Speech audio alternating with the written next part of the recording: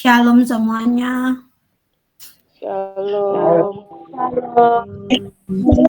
Ya, Tuhan, kita ada di hari terakhir bulan Januari. Kita bersyukur karena kasih sayang Tuhan bagi kita masih kita nikmati sampai dengan malam hari ini. Bulan Januari boleh terselesaikan. Mari malam ini kita tutup bulan Januari dengan tema Aku dan seisi rumahku beribadah kepada Tuhan. Kita lihat dalam Lukas pasal 2 ayat 41 sampai 52. Saya ingin mereview ulang, tetapi tadi Tuhan ingatkan saya sangat kuat untuk sharing firman ini.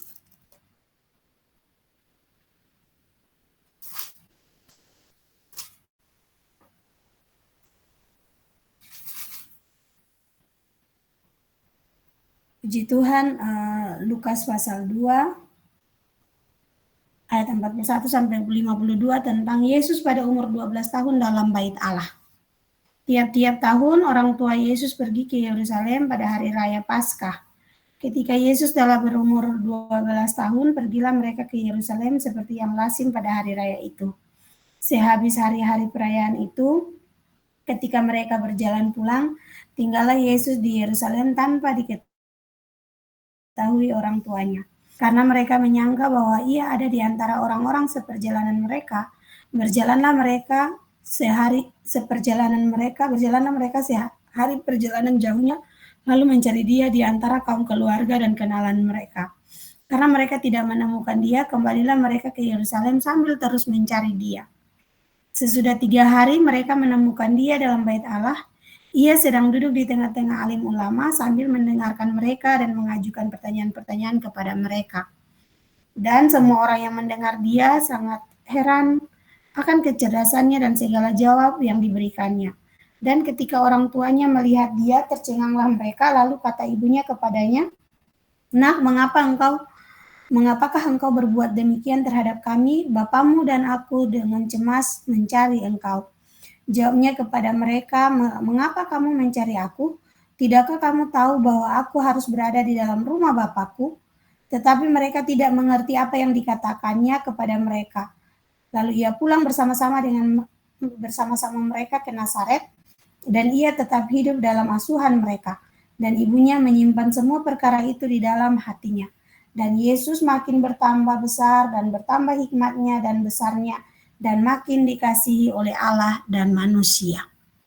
Puji Tuhan, firman Tuhan di dalam Lukas pasal 2 ayat 41 sampai 52 menutup bulan Januari kita dengan penuh sukacita.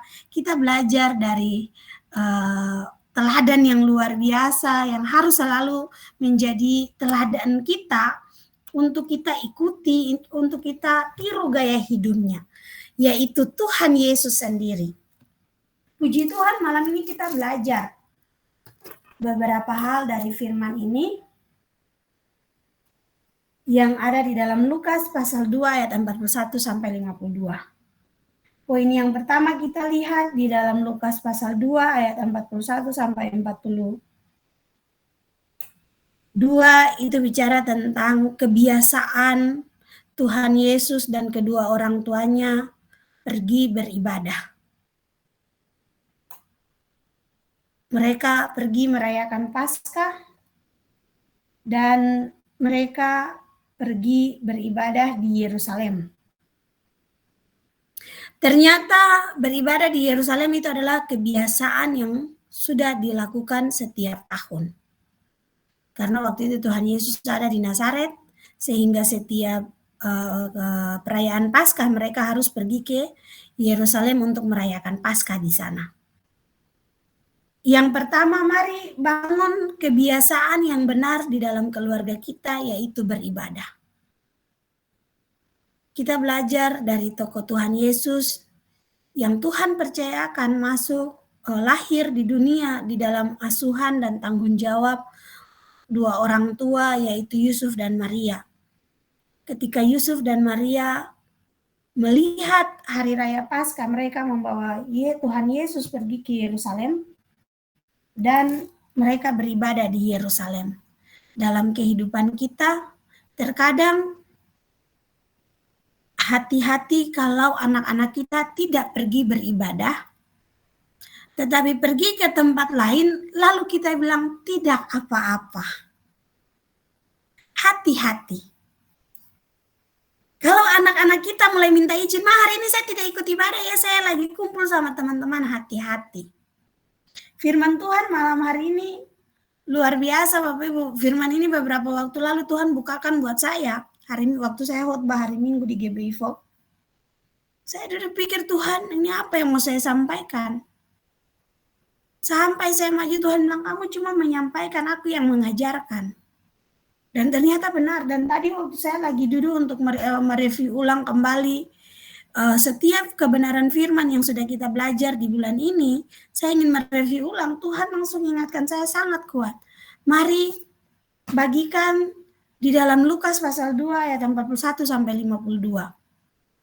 Yang pertama, mari kita bangun kebiasaan yang baik di dalam keluarga kita, yaitu suka beribadah, cinta rumah Tuhan. Kalau kebiasaan cinta rumah Tuhan kita bangun dalam keluarga kita, dimanapun anak-anak kita melangkah, dimanapun anak-anak kita berada, kita sudah tidak khawatir. Karena kita tahu mereka akan cari jalan yang benar. Mereka cari jalan yang tepat. Jadi mari bangun kebiasaan yang benar di dalam ayat 41 dan 42. Lalu di dalam ayatnya yang ke-44 kita belajar di sana, mari jangan biasakan anak-anak kita suka pergi di rumah kenalan, suka pergi di rumah saudara, suka pergi duduk dengan teman-teman. Tapi nanti mereka tidak gaul, tidak apa-apa. Amsal pasal 25 ayat 17, minta tolong satu orang baca.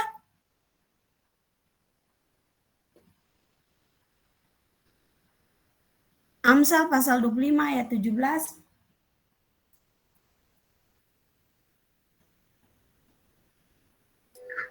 Amsal 25 ayat 17, demikian bunyi firman Tuhan.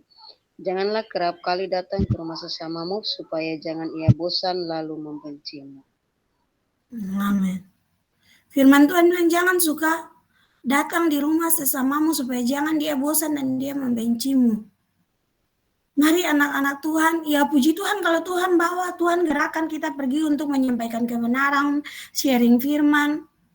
Saya dulu waktu belum tahu kebenaran, saya suka jalan di rumah teman, main di rumah teman. Kadang orang tuanya bilang, Mali belum pulang. Karena di rumah saya tidak dapatkan apa-apa, saya tidak punya teman, saya tidak punya teman cerita, tidak punya teman berbagi, pokoknya tidak ada sosok apapun yang bisa saya pelajari di rumah. Tetapi ketika saya mulai memahami firman Tuhan, saya lebih cinta rumah. Kadang saya lebih suka di kamar. Kadang saya mulai habiskan waktu dengan baca firman, saya habiskan waktu dengan merenungkan firman, dengar khotbah yang sudah di-upload, saya dengarkan ulang lagi. Saya pelajari ulang lagi. Kadang saya tidak mengerti apa yang sudah disampaikan, kadang saya lupa, saya pelajari ulang, baru saya diberkati sama Tuhan, saya bilang ini ya cara Tuhan mengajar. Mari jangan suka kalau kita berpikir bahwa ada di rumah kenalan, ada di rumah teman, ada di rumah saudara, itu baik-baik saja. Sebenarnya itu awal kehancuran. Karena sampai saat ini pun banyak hal yang terjadi. Kalau saya nonton televisi sepintas, saya sering bilang buat suami saya, jangan nonton begini-begini. Ini buat menyebarkan roh ketakutan buat kita. Kenapa? Saya setiap kali nonton televisi, paling banyak terjadi itu pemerkosaan di bawah untuk anak-anak di bawah umur. Pelakunya tidak jauh, hanya orang-orang terdekat. Om, tante, opa, kakek. Mari mulai belajar. Saya beberapa hari itu tinggal nonton dan puji Tuhan. Tuhan izinkan saya pergi berkunjung di sel, saya lihat di sana begitu banyak pelaku percabulan yang di dalam sel. Saya pulang, saya doakan terus, saya peperangan terus, saya doakan terus, saya minta Tuhan backup, tutup bungkus setiap anak-anak kecil. Ternyata di firman Tuhan juga katakan jangan suka pergi ke rumah sesamamu. Hati-hati kalau kita bilang tidak apa-apa, itu temannya baik-baik saja, anak-anak itu mereka baik-baik, tante tahu mereka, om kenal mereka. Hati-hati. Ayat 44 tadi, Yusuf dan Maria menyangka bahwa Yesus ada di rumah keluarga, ada di rumah kenalan. Akhirnya Yusuf dan Maria mulai jalan cari di mana Yesus berada. Ternyata sampai di rumah keluarga, sampai di rumah kenalan pun, Yusuf dan Maria tidak menemukan Tuhan Yesus di sana. Itu poin yang kedua. Poin pertama, bangun kebiasaan yang baik di dalam keluarga kita. Poin yang kedua, mari kita saling mengingatkan di dalam rumah. Bolehlah kita main-main ke rumah keluarga ini, bolehlah kita main-main ke rumah kenalan ini. Tapi kalau tujuannya menyampaikan firman atau hal-hal yang penting tidak apa-apa, atau ada acara keluarga kita boleh kumpul. Tapi kalau setiap hari kita hanya datang, kumpul, cerita, ujung-ujungnya kita saling menceritakan orang, kita gibah orang, berarti kita sendiri yang menyusahkan kehidupan kita. Poin yang ketiga, Yusuf dan Maria sangat cemas ketika Tuhan Yesus tidak ada bersama-sama dengan mereka. Ini bicara tentang tanggung jawab. Yusuf dan Maria, Yusuf tidak bilang buat Maria, Maria pergi saja cari sendiri, nanti kalau ketemu bawa pulang dia, kalau tidak ada baru datang kasih saya punya giliran cari, kamu tinggal. Tidak. Yusuf dan Maria sama-sama mencari. Di rumah kenalan tidak ketemu, di rumah keluarga tidak ketemu, akhirnya mereka kembali ke Yerusalem. Sama-sama mencari, ini bicara tentang tanggung jawab. Mari sama-sama mencari. Ada 2 poin di sini yang Tuhan mau bukakan buat kita. Yang pertama, mari cari keluarga kita yang kalau kita tidak tahu ada di mana, mari kita mulai cari tahu keberadaan mereka, kita doakan mereka. Yang sudah sebagai orang tua, mari lihat di mana anak-anakmu. Jangan biasakan anak-anakmu tinggal di rumah orang, bermalam di rumah orang. Jangan pikir itu baik-baik saja. Jangan pikir bahwa itu sesuatu yang bisa membuat kita untuk sementara bernafas lega karena tidak lihat anak. Kadang kalau orang Ambon sudah lelah, tinggal di sini dulu, mama ke sana dulu. Nanti balik baru besok tidur lagi dulu di rumah om ini. Mulai kebiasaan titip anak, tinggalkan anak. Tapi Yusuf dan Maria tidak. Sebagai orang tua mereka bertanggung jawab. Mereka cari Tuhan Yesus sampai ketemu. Mereka cemas ketika mereka belum mendapatkan anaknya di mana. Poin yang kedua, mereka cari Tuhan Yesus di sini ini bicara tentang kehidupan kita yang mau terus cari kebenaran dan kita takut kehilangan sesuatu yang berharga. Yaitu kebenaran itu sendiri. Mari belajar untuk punya rasa lapar dan haus akan kebenaran. Belajar untuk memiliki rasa ingin memiliki kebenaran. Sehingga ketika kita tidak diajar Tuhan, ketika kita mengalami sesuatu yang sepertinya saya sudah 2 hari baca Alkitab, saya tidak mengerti. Saya renungkan firman, saya tidak pahami. Mari mulai memiliki rasa cinta itu, rasa lapar dan haus itu. Nangis sama Tuhan, Tuhan kok saya baca firman saya tidak ngerti ya. Saya baca Tuhan kok saya tidak pahami ya. Supaya sesuatu yang berharga tidak diambil dari kita. Ingat Maria dan Marta? Waktu Tuhan Yesus datang dan mengajar di rumah mereka, Marta sibuk di dapur, Maria duduk dan dengarkan firman Tuhan. Marta protes sama Tuhan. Tuhan bilang Maria bantu di dapur, lihat orang begini banyak masa tidak bantu, cuma duduk-duduk saja di sini bagaimana? Tuhan bilang buat Marta, Marta, engkau menyibukkan diri dengan hal-hal yang tidak penting. Maria memilih yang tidak bisa diambil dalam hidupnya, yaitu kebenaran. Selama engkau memilih tetap mencari kebenaran, tetap berusaha berpegang kepada kebenaran, itu tidak akan pernah diambil dalam hidupmu, kecuali engkau yang mau membuangnya. Amin. Amin. Jadi mari cari kebenaran terus dalam kehidupan kita. Miliki rasa lapar dan haus dalam kehidupan kita. Pastikan setiap hari isi hidup kita diisi dengan kebenaran. Berapa orang bilang buat saya, kalian baca satu hari 7 pasal. Orang baca satu hari 1 pasal, saya orang sudah tidak. Ini saya bilang ya itu urusanmu. Yang penting kita punya kerinduan dulu untuk baca. Seiring berjalan waktu satu persatu mulai bersaksi. Kakak Nali, saya baca firman saya tidak mengerti. Tapi waktu saya dalam keadaan seperti ini, firman Tuhan yang saya baca itu tiba-tiba terngiang-ngiang di pendengaran saya. Baru saya mengerti, oh ternyata maksud firman itu yang saya alami ini. Oh saya belajar seperti ini. Ada hamba Tuhan khotbah, saya bilang, oh saya pernah baca firman itu kemarin saya baca. Oh ternyata arti firman itu ini. Allah yang akan memberikan pengertian. Bagian kita adalah apa? Mencari. Tidak boleh sampai hilang. Amin. Amin. Mari setiap keluarga firman Tuhan tadi malam apa? Ya kemarin malam tentang iman.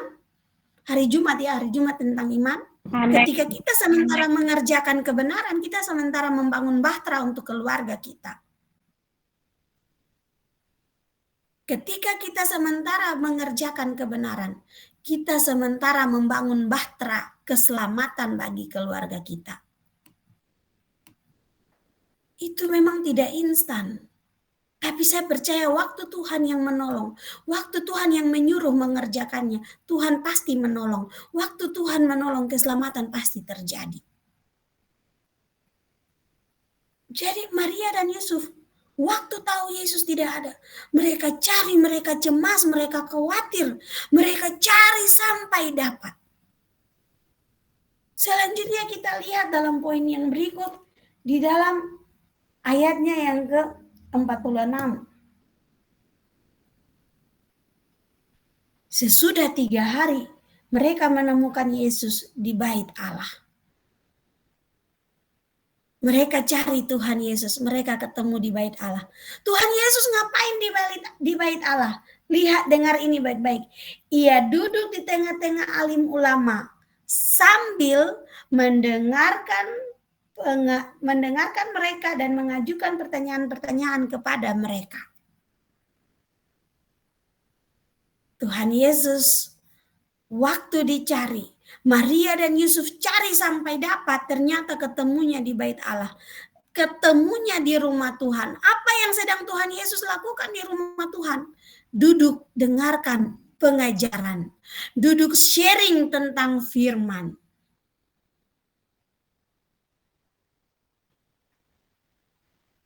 Dia yang tidak mengerti ditanyakan, yang mengerti dibagikan.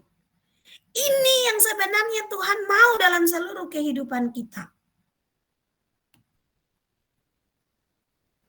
Bapak Ibu dengar suara saya? Jelas? Kakak Ata, kalau begitu Kakak Ata punya jaringan yang bermasalah. Kalau di kantor memang agak tidak jelas, tapi kalau di rumah sangat jelas Bapak Ibu ya, jaringan lumayan baik kalau di rumah saya maksudnya. Jadi kakak admin keluar saja dulu baru masuk lagi. Jadi mari belajar dari Tuhan Yesus. Ayat 46. Tuhan Yesus cinta rumah Tuhan. Sejak usia 12 tahun dia suka pengajaran. Kalau kita tidak menyukai pengajaran, kalau kita tidak suka firman Tuhan, kita tidak akan mendapatkan apa-apa dalam hidup kita. Makanya tadi saya bilang, Tuhan Yesus bilang buat Marta, Marta, engkau menyusahkan diri dengan hal-hal yang tidak penting, tetapi Maria memilih yang tidak diambil daripada dia. Yang tidak bisa diambil daripada dia. Apa yang tidak bisa diambil? Firman Tuhan. Dimulai dari Maria duduk di kaki Yesus, mendengarkan setiap pengajaran firman Tuhan. Saya ingat dulu waktu saya masih jalan dari rumah ke rumah. Kalau sampai di satu rumah, mereka sudah mau sibuk buat makanan, buat teh, saya langsung bilang, mari jangan buat teh lagi, kita duduk sharing aja. Ini banyak kebenaran firman Tuhan yang lagi dibukakan. Sampai sudah mau selesai, tiba-tiba langsung bilang, Kakak Nali, Duduk dari pagi sampai mau pulang ini, kok kami tidak kasih apa-apa, kami cuma justru kami sangat diberkati, kita cuma duduk cerita. Saya bilang cerita ini cerita bermakna. Ini firman yang Tuhan bukakan dulu waktu saya masih awal-awal merintis. Mama Ina ada di sini, Mama Ina. Mama Ina lagi cabur rumput, saya duduk di samping. Saya ngomong tentang firman. Selesai itu saya pulang, saya bilang buat Tuhan, tadi ternyata Engkau mengajarkan saya dengan Mama Ina. Ada yang datang di rumah, saya bilang, Tuhan, saya mau ngomong firman, apa?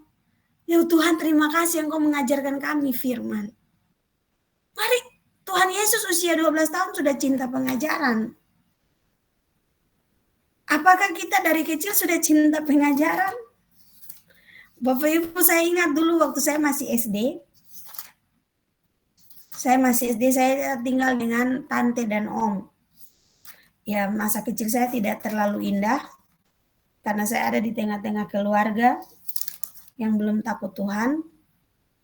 Dan singkat cerita, saya selalu masuk di bawah kolong tempat tidur untuk berdoa. Jadi biasanya kalau cari saya dibully di dalam keluarga, saya masuk di bawah kolong tempat tidur dan berdoa. Sampai akhirnya saya putuskan setiap hari Minggu saya harus ke gereja. Masih kelas 6 SD, kebetulan rumah kami di depan jalan, saya tinggal dengan tante dan om, itu rumahnya di depan jalan besar. Masalahnya setiap hari Minggu kalau saya sudah mandi, bergantian baju dan siap untuk ke gereja sendiri, masalah besar di depan saya yaitu menyeberang jalan. Karena rumah kami pas di bagian tikungan jalan dan itu jalan besar dan rawan sering terjadi kecelakaan. Hari pertama waktu saya mau ke gereja, saya mandi ganti baju, saya berdiri di muka pintu pagar, saya memandang setiap mobil yang berlalu lalang tanpa ada jeda. Dan saya berpikir sepertinya saya tidak bisa ke gereja lagi karena saya tidak bisa menyeberang. Kalau ke sekolah mau menyeberang kan kami tante dan om saya sudah siap untuk kasih menyeberang kami. Ini hari Minggu semua masih tidur, pagi saya sudah siap-siap untuk ke gereja. Pas ketika saya mau melangkah balik untuk pulang ke rumah, sudah tidak ke gereja lagi. Padahal sudah siap, masih kecil kelas 6 SD Bapak Ibu. Tiba-tiba saya berpikir untuk panggil tetangga yang ada di seberang jalan untuk datang menyeberangkan saya. Saya mulai berdiri dan saya mulai teriak. Saya panggil nama-nama tetangga, lalu mereka langsung datang. Mereka kasih menyeberang saya. Saya ke gereja sendiri. Hari Minggu pertama kali saya ke gereja sendiri, tante dan om saya bangun cari saya. Mereka cari saya tidak ketemu. Periksa baju-baju saya semua lengkap. Akhirnya mereka ke rumah opa. Tante pergi ke rumah tua kami, opa saya, sampai di sana opa saya bilang tidak ada, Nali tidak datang di sini. Pergi di rumah tante-tante dan om-om yang ada satu Paso itu, wilayah Paso itu, mereka jalan keliling cari, tidak ketemu. Pulang gereja, saya sudah tidak takut lagi. Saya pikir tidak apa-apa, nanti saya pulang saja. Sampai di muka jalan saya minta bantuan yang tadi, tante, om, tolong kasih, kakak Heri tolong kasih menyeberang saya dulu. Mereka kasih menyeberang saya lagi. Ternyata tante saya sudah siap dengan sapu dan mucing yang ada rotannya di bagian bawah, ada bulu ayam pembersih debu itu sudah siap untuk mau pukul saya. Tapi ketika lihat saya baru pulang gereja, mereka langsung diam. Saya masuk, saya bilang, "Shalom, selamat hari Minggu." Mereka diam, mereka bilang, "Kamu bisa ke gereja sendiri?" "Iya." Saya bilang, "Iya, tadi saya ke gereja sendiri." Tante saya langsung kaget, tante saya bilang, "Kecil alus ini tapi pikiran paling tua." Saya dulu berpikir, salah saya di mana? Harusnya kan mereka bangga, saya ke gereja. Hari Minggu berikutnya, malam Minggu kami lagi duduk, tante saya langsung tanya, "Nali besok mau ke gereja?" Saya bilang, "Iya, saya besok ke gereja lagi." Karena saya pikir kalau saya doa terus di bawah kolong tempat tidur, kayaknya Tuhan tidak bakalan dengar karena itu tersembunyi dan gelap. Lebih baik saya ke gereja saja. Dan sampai di gereja saya tidak dengar khotbah, saya tidak dengar apa-apa. Yang saya dengarkan adalah, yang saya lakukan adalah doa syafaat mulai dari firman sampai dengan selesai terima berkat. Jadi terima berkat baru saya berdiri. Jadi kalau di gereja itu kan ada waktu berdiri, waktu duduk. Kalau disuruh berdiri saya tidak berdiri, saya lagi doa syafaat itu di gereja. Ternyata anak-anak Tuhan dari kecil dia mengalami kesulitan-kesulitan, dia sudah dipilih Tuhan, Tuhan akan bawa. Tuhan pasti bawa ke tempat Tuhan. Begitupun terjadi waktu SMP. Saya suka main di rumah teman karena yang saya saksikan tadi. Orang tua dari teman-teman saya sering bilang, "Mali sudah jam begini belum pulang." Orang tua saya saja tidak mencari. Orang tua saya saja tidak tahu ini anak sudah pulang atau belum, sudah tidur atau belum, sudah makan atau belum. Tapi karena sering ditanya, sering disuruh pulang, akhirnya saya pulang. Saya cari di mana orang bisa berkumpul sampai malam-malam, sampai jam tidur baru bisa pulang. Ketemu saya sama orang-orang di gereja. Di situ awal mula saya bertobat, saya ke gereja penyebaran Injil. Saya ikut ke sana. Jadi setiap malam kalau ada ibadah, saya langsung pulang mandi, ganti baju, sore-sore itu saya sudah siap. Ibadahnya jam 7, setengah 8, saya siap dari jam 6 sore. Saya sudah siap. Dan kalau selesai ibadah jam 9, saya sampai di rumah jam 10 lewat. Saya suka di rumah Tuhan. Setelah saya hidup di dalam Tuhan, baru saya mulai mengerti. Oh, ternyata saya sudah dipilih Tuhan dari kecil. Tuhan Yesus cinta rumah Tuhan. Tuhan Yesus cinta pengajaran. Dia Allah, dia Tuhan. Tetapi dari kecil, hidupnya diisi dengan kebenaran. Mari tidak ada kata terlambat untuk memulai dengan Tuhan. Kalau engkau mau memulainya hari ini, pastikan hidupmu di dalam Tuhan. Kadang saya rasa sedih. Ini anak-anak di dalam rumah, orang tua ikut saat teduh, anak-anak tidak ikut saat teduh. Orang tua anggap biasa saja. Orang tua anggap, padahal setiap malam, setiap orang hamba Tuhan, setiap anak Tuhan yang mau menyampaikan firman, itu pasti berdoa, Tuhan malam ini apa yang harus disampaikan. Kita setiap malam dikasih makanan rohani. Jadi mari cinta pengajaran. Kalau kita tidak cinta pengajaran, berarti kita tidak akan bertumbuh dalam kehidupan rohani yang membuat kita akhirnya bisa mengenal Tuhan. Sama-sama kita lihat di dalam Mazmur 119.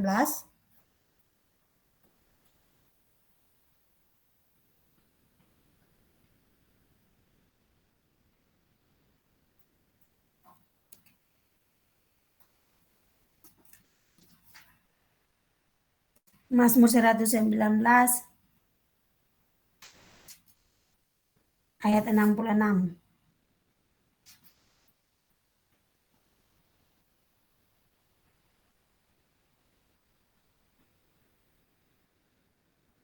Minta tolong satu orang baca.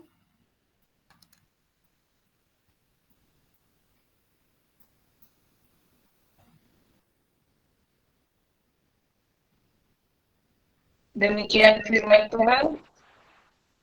Ajarkanlah kepadaku kebijaksanaan dan pengetahuan yang baik, sebab aku percaya kepada perintah-perintah-Mu.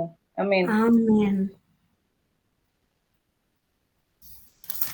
Ajarkanlah kepadaku kebijaksanaan dan pengetahuan yang baik, sebab aku percaya kepada perintah-perintah-Mu. Mau punya hikmat, mau punya kebijaksanaan, mari suka pengajaran. Mau dipenuhi hikmat Tuhan, mari punya pengajaran.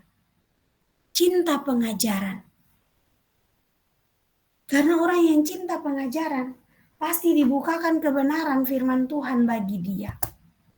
Pasti dibukakan. Amin. Yang berikut Bapak Ibu Saudara, kita lihat di dalam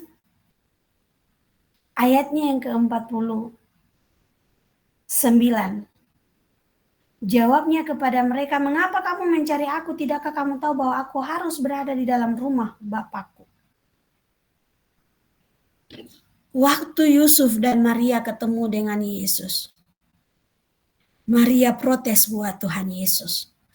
"Mengapa kau lakukan ini kepada kami, anakku?" Tuhan Yesus jawab, "Mengapa cari aku? Aku harus berada di rumah Bapakku."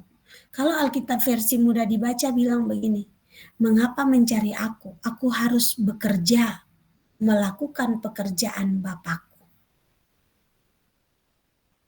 Tuhan Yesus dari kecil sudah mengetahui tugas dan tanggung jawabnya. Usia 12 tahun. Usia 12 tahun ya kelas 6 SD lah, 5 SD lah. Saudara, saya hari ini puasa, hari ke-31, dan saya bilang, "Tuhan, sisa 9 hari lagi. Sisa 9 hari lagi, baru 40 hari. Terima kasih sudah berikan kekuatan, kesehatan." Tiba-tiba Tuhan taruh begini buat saya, Tuhan ngomong begini buat saya. "Mintalah hikmat Tuhan kepada setiap anak-anak Tuhan." Dicurahkan kepada setiap anak-anak Tuhan. Karena hari-hari ini banyak pengajaran. Hari-hari ini banyak pengajaran. Tetapi pengajaran yang disertai dengan otoritas dan kuasa Kristus itu hampir tidak ada. Sehingga setiap pengajaran itu bukan menimbulkan keselamatan, tetapi menimbulkan perpecahan antara sesama anak Tuhan. Saya kaget waktu dengar Tuhan bilang seperti itu. Sementara saya juga bergumul untuk tema bulan Februari.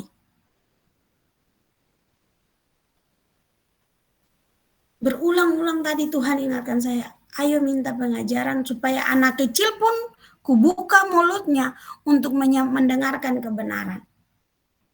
Waktu saya dengar suara Tuhan tadi, saya akhirnya berdoa, "Tuhan, mari curahkan hikmat bagi setiap anak-anak Tuhan, yang saya kenal, yang saya tidak kenal, yang ada di Mutiara Kasih Karunia, yang ada di tempat lain, Tuhan tolong. Supaya semua menyampaikan kebenaran bukan berdasarkan pengertiannya sendiri, tetapi sungguh-sungguh datang dari Tuhan. Sehingga menghasilkan jiwa-jiwa yang bertobat." Kenapa? Karena banyak orang lupa jati dirinya sejak kecil. Tuhan Yesus sejak kecil sudah tahu tanggung jawabnya apa. Apa yang harus dia lakukan sebagai anak Tuhan. Sekali lagi, kebenaran tidak untuk diperdebatkan. Kebenaran untuk diketahui. Dan orang yang mengetahui kebenaran adalah orang yang mengetahui jati dirinya. Saya murid Kristus. Saya masih terus belajar. Saya harus belajar firman Tuhan.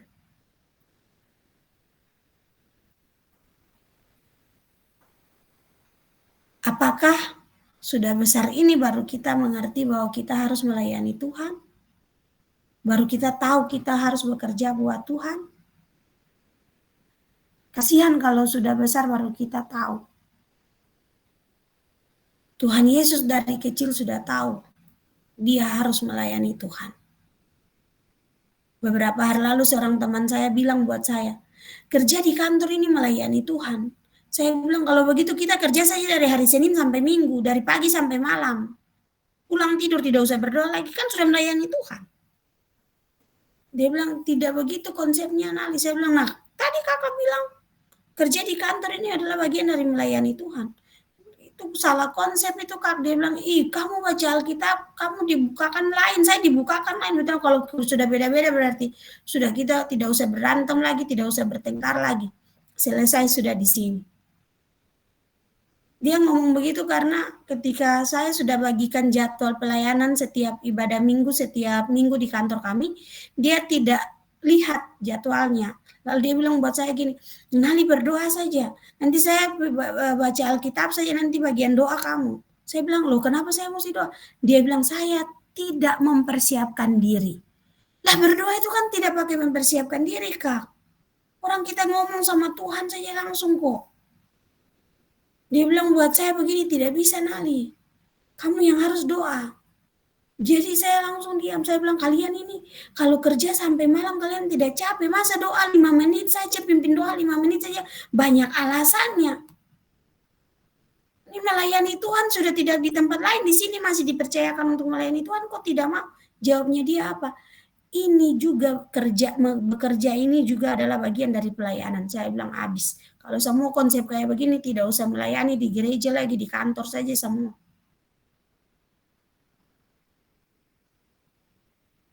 Mari Bapak Ibu Saudara tahu konsep yang benar dalam melayani Tuhan. Tuhan Yesus sejak kecil tahu tanggung jawabnya adalah sebagai seorang pelayan Tuhan. Beberapa waktu lalu saya bilang buat seorang ibu, mau kerja sampai tua, sampai pensiun, jadi ASN, selesai pensiun baru duduk diam di rumah. Puji Tuhan kalau ada target-target hidup yang tercapai, tapi kalau tidak, menyedihkan sekali. Pastikan selama masih kuat engkau siapkan ladang pelayanan untuk hari tuamu, engkau hanya duduk dan melayani Tuhan. Saya bilang begitu buat beberapa orang teman saya. Buat beberapa orang ibu. Tadi saya ketemu sama teman saya, teman kuliah. Sudah lama sekali baru kami ketemu. Dia traktir. Saya pergi dari kantor, kita pergi ke duduk nongkrong di kafe. Saya bilang buat dia gini, bagaimana, kami tanya-tanya, tukar-tukar kabar. Lalu salah satu teman saya bilang gini, kebetulan dia guru, dia bilang saya tidak ingin jadi kepala sekolah. Semua orang, teman-teman saya sudah pada target untuk jadi kepala sekolah, harus ikut diklat ini, diklat ini, diklat ini. Saya tidak mau jadi kepala sekolah. Lalu saya bilang buat dia, lalu kamu mau apa? Saya ingin punya toko kue. Saya sementara kumpul uang untuk punya toko kue. Saya senyum-senyum, lalu salah satu teman saya tanya lagi, kalau Nali apa? Nali targetnya nanti pensiun tinggal di mana? Saya bilang, saya maunya sih di Ambon, tinggalnya di Ambon, hidupnya di Ambon, tapi tidak tahu di mana Tuhan nanti bawa ya, mengalir ikuti saja. Terus Nali target hidupnya apa? Kan sudah kerja ya, minimal punya apa ke? Kalau Nagita Slavina katanya, Nagita Slavina kan pengen punya mall. Ya kita tidak bisa juga bangun mall. Nali maunya apa? Saya bilang buat dia tadi, saya ingin melakukan banyak hal untuk Tuhan. Lalu saya mulai bersaksi. Puji Tuhan sekarang saya punya ladang pelayanan, ada yayasan. Di sana setiap malam ini, puji Tuhan sudah ada bangun PAUD. Mereka kaget waktu dengar saya bersaksi. Lalu satu teman saya bilang begini, Hinali lalu bagaimana bisa atur waktu kerjaan banyak seperti ini? Saya bilang untuk Tuhan tetap pasti ada waktu saja. Dia kaget. Lalu teman saya yang satu bilang, terus lalu selesai yayasan kamu mau buat apa lagi? Saya bilang puji Tuhan. Yang kedua, saya ingin buka gereja sebanyak-banyaknya. Supaya kalau ladang pelayanan di sini saya sudah melayani, Tuhan bawa ke sana lagi, saya sudah ada ladang pelayanan lagi, saya melayani di sana lagi. Kalau Tuhan bawa di yang lain lagi, saya pergi lagi, saya melayani di sana lagi. Teman dua saya itu langsung saling berpandangan. Lalu mereka lihat saya lagi, mereka bilang, Nali, itu sama seperti yang tadi kita ngomong. Nagita Slavina bermimpi untuk punya mall, itu wajar dia punya uang. Kita bermimpi punya mall, itu jadi itu cuma jadi hayalan saja buat kita. Saya bilang buat dia, oh iya kalau punya mall itu hayalan, tapi kalau bangun gereja itu bukan hayalan. Semua sesuai dengan apa yang Tuhan mau. Jadi kalau sudah banyak, puji Tuhan sudah banyak yang saya kenal, saya bilang buka gereja. Waktu hari tua saya tinggal pergi kemana saja, di mana Tuhan melangkah saya. Yang penting saya melayani Tuhan seumur hidup. Waktu saya bilang begitu mereka diam. Saya bilang saya tidak mau, sudah kerja di kantor capek, pulang masih bikin pesanan kue. Saya tidak mau, saya bilang buat salah satu teman saya seperti itu. Dia senyum, dia bilang, iya tapi saya lebih suka. Saya bilang ya karena kamu menikmati itu. Kalau saya boro-boro menikmati. Banting aduk adonan saja kadang sudah belepotan, suami saya sudah ngomel. Ini kebiasaan bikin kue sedikit ini saja yang kotor satu rak piring. Piring dari atas sampai bawah semua diturunin, semua loyang diturunin, semua sendok dikeluarkan. Saya bilang begitu sama teman saya, dia ketawa-ketawa.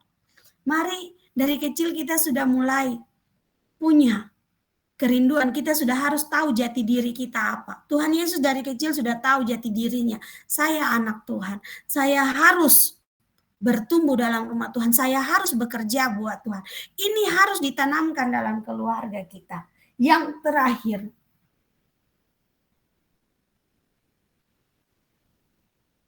ayat 51 sampai dengan 52. Tuhan Yesus pulang bersama-sama dengan keluarganya ke Nazaret. Ibunya menyimpan semua perkara itu di dalam hatinya. Yang saya suka di bagian ini, Bapak Ibu. Lalu ia pulang bersama-sama mereka ke Nazaret dan ia tetap hidup dalam asuhan mereka. Tuhan Yesus sudah diberikan hikmat, sudah tahu jati dirinya, tapi dia tetap tunduk di bawah otoritas. Yusuf dan Maria tidak serta-merta langsung lepas tangan. Mereka tetap bertanggung jawab untuk mengurus dan membesarkan Yesus yang ada di tengah-tengah mereka. Maria menyimpan segala sesuatu yang terjadi dalam hati dia. Pertanyaannya untuk kita.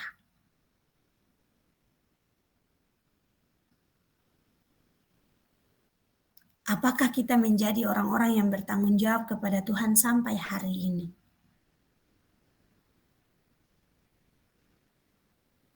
Apakah kita menyimpan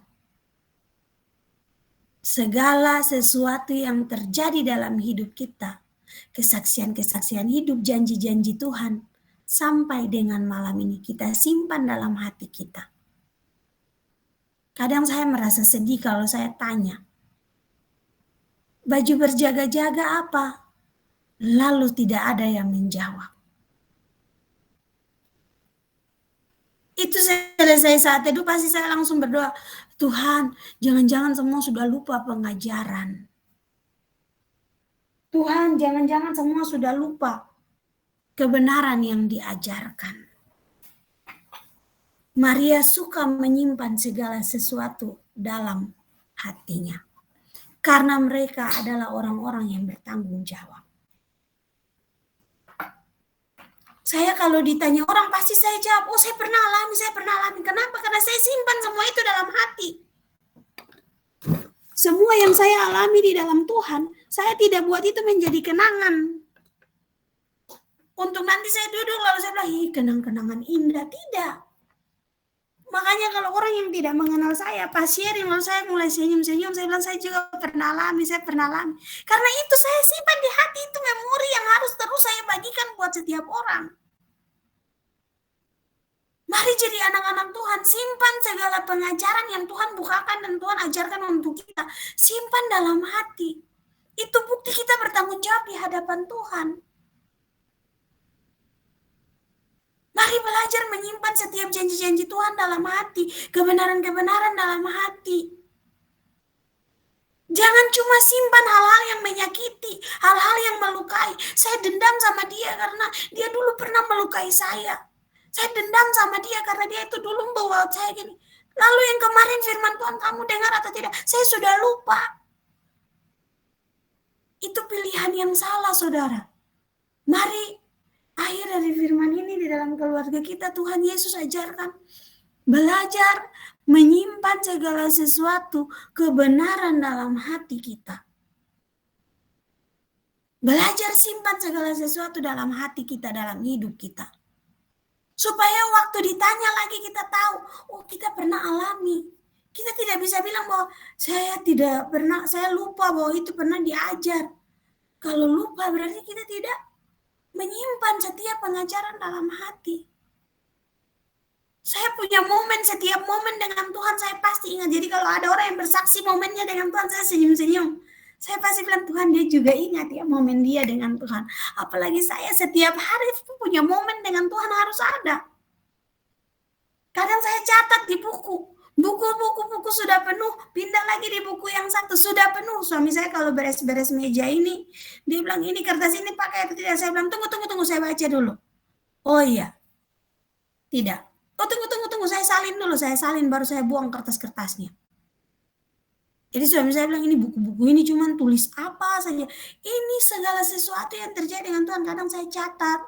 Supaya nanti saya baca-baca lagi, saya ingat, oh iya Tuhan pernah ajar seperti ini. Oh iya, Tuhan pernah ngomong seperti ini. Tuhan pernah bilang seperti ini. Sekarang sudah terbukti.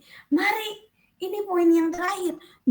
Menyimpan segala sesuatu di dalam hati kita. Di ayat 52 dikatakan, dan Yesus makin bertambah besar dan bertambah hikmatnya dan besarnya dan makin dikasihi oleh Allah dan manusia. Hasil dari didikan Maria dan Yusuf adalah pertumbuhan Yesus jasmani dan rohani sangat baik. Yang orang-orang tua sudah sebagai orang tua dengar ini. Ketika engkau diberikan tanggung jawab sebagai orang tua, ada anak-anakmu, pastikan bukan mereka sehat saja secara jasmani, tetapi jasmani dan rohani harus seimbang. Sehingga mereka bertumbuh, bukan saja punya bodi bagus, punya otak pintar, tetapi yang paling utama adalah mereka juga takut akan Tuhan. Maria dan Yusuf bertanggung jawab untuk pertumbuhan Tuhan Yesus. Dan terbukti mereka sangat bertanggung jawab adalah Yesus bertumbuh di dalam jasmani dan rohani yang sehat. Hikmat Tuhan bertambah-tambah buat dia. Tadi salah satu teman saya curhat. Anak saya harus kasih les ini. Hari pertama saja, hari kedua tidak mau lagi. Terus ya paksa ikut antar-antar dengan sisir. Tidak mau dihajar sama sisir. Saya bilang buat dia, mama ya kejam banget kamu jadi ibu. Dia ketawa, dia bilang nih, Nali bayar les mahal. Haleluya, ini bukan anak punya mau, ini mama punya mau, bahaya nih. Saya bilang buat teman saya begitu. Lalu dia bilang, hari ini dia les ini lagi, les main musik, les bahasa Inggris, les main piano, les apa. Saya bilang buat dia, anak punya mau atau mama punya mau? Dia bilang, yang ini anak punya mau. Kalau maunya dia saya sudah penuhi, berarti yang ini juga harus saya penuhi. Lalu saya bilang buat dia, terus kamu tidak privat khusus dia takut Tuhan, belajar firman begitu. Dia bilang, ya nanti hari Minggu saja baru kita ke gereja sama-sama. Nanti kita gereja sama-sama, yang sudah belajar firman saja. Saya bilang buat dia, kasihan anakmu, dipaksa buat ini, tidak ada firman Tuhan yang benar. Dia pintar sama-sama, besok-besok mamanya dia buang. Lalu saya ngomong sama dia tadi, saya ingatkan dia, saya kasih tahu buat dia. Dia diam. Teman saya diam dan teman saya cuma bilang begini, Nali belum merasa punya anak. Saya bilang buat dia, saya belum merasa punya anak, tapi puji Tuhan saya sudah melihat banyak orang gagal dalam mendidik anaknya. Jangan kamu juga gagal menjadi orang tua. Kelihatannya anak pintar, anak bagus, anak wow. Ada salah satu teman saya, dia setiap mau ambil keputusan apapun, dia telepon mamanya. Ternyata itu diperhatikan oleh teman-teman yang ada di sekeliling. Lalu waktu saya duduk, ditanyakan sama saya, Kak, kami lihat si A, dia mau makan, dia telepon mamanya. Dia mau ke sini, dia telepon mamanya. Giginya sakit, dia telepon mamanya. Saya bilang, itu anak yang dengar-dengaran memang itu. Dia mau buat apa saja, memang dia harus tanya mamanya. Itu penting. Saya bilang buat mereka. Lalu mereka bilang, itu dia tidak sehat itu kakak. Sudah umur seperti begitu. Saya bilang, tidak bisa bilang begitu. Pola asuh kita di Maluku dan di Jawa itu beda. Saya bilang buat mereka seperti itu.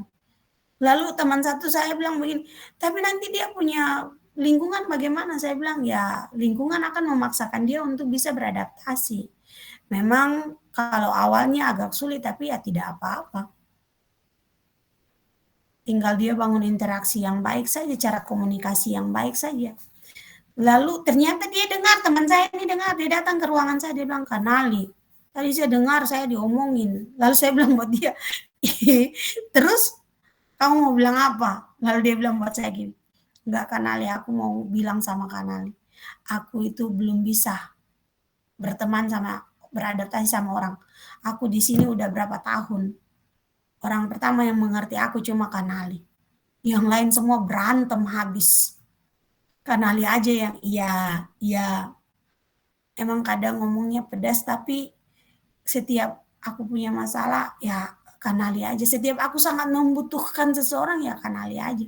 Kalau aku bilang buat dia, jadi kamu ini datang buat protes atau kamu datang buat apa ini? Dia ketawa-ketawa, dia bilang, enggak, makasih ya Kanali sudah membela aku. Aku bilang buat dia, aku enggak membela kamu, aku ngomong apa adanya itu. Selesai itu dia berjalan pergi, dia balik lagi, Kanali aku buatin ya pekerjaan Kanali yang ini. Aku bilang buat dia, terima kasih mas, terima kasih. Pola asuh yang berbeda-beda bisa membuat orang berbicara yang menilai yang salah buat kita. Tapi pola asuh di dalam Tuhan, di dalam kebenaran akan membuat kita bertumbuh di dalam hikmat dan kebijaksanaan. Sehingga orang pun tidak bisa menilai kita dengan sembarangan. Mari firman Tuhan malam ini ditutup dengan Tuhan Yesus bertumbuh semakin hari semakin besar. Dia disukai oleh Allah dan manusia. Itu ada di dalam bagian dan tanggung jawab Maria dan Yusuf. Siapa yang Tuhan percayakan buat kita? Orang-orang yang Tuhan percayakan di sekeliling kita. Yang Tuhan percayakan untuk kita bina, kita bimbing, baik anak jasmani, anak rohani. Pastikan semuanya bertumbuh di dalam hikmat dan takut akan Allah. Sehingga akhirnya keberadaan kita bukan untuk tidak disukai, tapi justru keberadaan kita menjadi berkat bagi orang lain. Keberadaan kita justru membuat dampak yang baik bagi orang-orang di sekeliling kita. Puji Tuhan, Tuhan Yesus memberkati kita semua. Tuhan Yesus tolong, biarlah kita belajar dari keluarga yang Tuhan bangun ini, Maria, Yusuf, dan pribadi yang luar biasa yaitu Tuhan Yesus sendiri. Kita belajar menjadi orang yang bertanggung jawab. Kita bangun kebiasaan-kebiasaan yang baik. Kita mulai cinta rumah Tuhan. Kita suka di dalam rumah Tuhan. Kita suka pengajaran. Kita simpan pengajaran. Ketika tidak ada pengajaran, tidak ada kebenaran dalam diri kita, mari kita cari sungguh-sungguh sampai dapat. Waktu kita sudah dapat, kita harus ingat jati diri kita. Saya anak Tuhan. Saya pribadi yang harus bekerja buat Tuhan. Saya pribadi yang harus memperkenalkan Tuhan di mana-mana. Tujuan hidup saya adalah bagaimana orang banyak harus mengenal Kristus lewat hidup saya, lewat perkataan saya. Sampai akhirnya orang melihat di dalam kita ada jawaban-jawaban yang Tuhan mau sampaikan kepada mereka. Di dalam kita ada solusi-solusi yang Tuhan ingin kita jabarkan kepada orang-orang yang terus bergumul sampai hari ini. Puji Tuhan, Tuhan Yesus memberkati kita semua. Tuhan Yesus tolong kita dimampukan untuk melakukan kebenaran firman ini. Amin.